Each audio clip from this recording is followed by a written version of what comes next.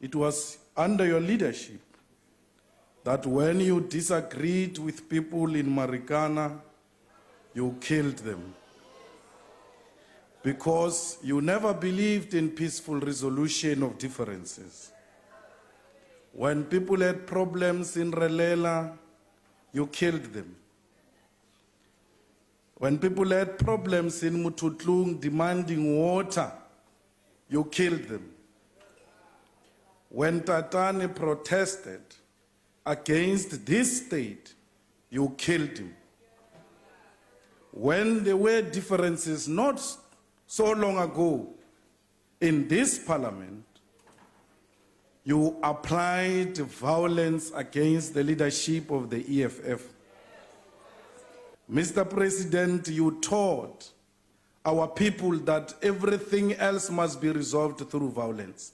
And therefore you must take full responsibility for having misled our nation that peaceful resolution does not exist and that those who do not listen, they must be whipped into line. You have lost control of the country because you have lost control of your own family. Your own son continues to say these people must be killed. You stand up here and you do not say anything. The King Zweletini has been misinterpreted as he says. We accept that explanation. But you do not take a platform to ask the king to call upon the people of KwaZulu-Natal and everywhere else, particularly those who could have misunderstood him, to refuse to engage in violent activities.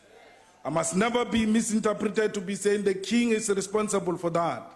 How can you rule the country when you cannot rule over your own family? And your son is such a typical example of a family member that you cannot whip into line. We have a responsibility from these incidences of xenophobia to teach our people that peaceful resolution is a sustainable solution to every problem we have. Mr. President, you come here, you want to condemn violence against xenophobia. But the Cubans have taught us that body language speaks volume than prepared speech. You come with a prepared speech, your body doesn't suggest any other leader who's concerned about the killings in KwaZulu-Natal.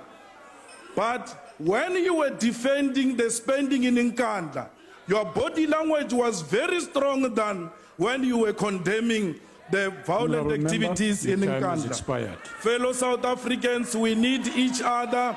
Let us not kill each other. There is no country in Africa that can survive in isolation.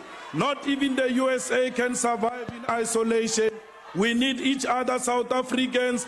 Let us not kill fellow Africans. Honorable We Malema, are one your thing. time has expired. Africa is one. We must refuse the artificial borders imposed on us by colonizers which have led to the division of Africa.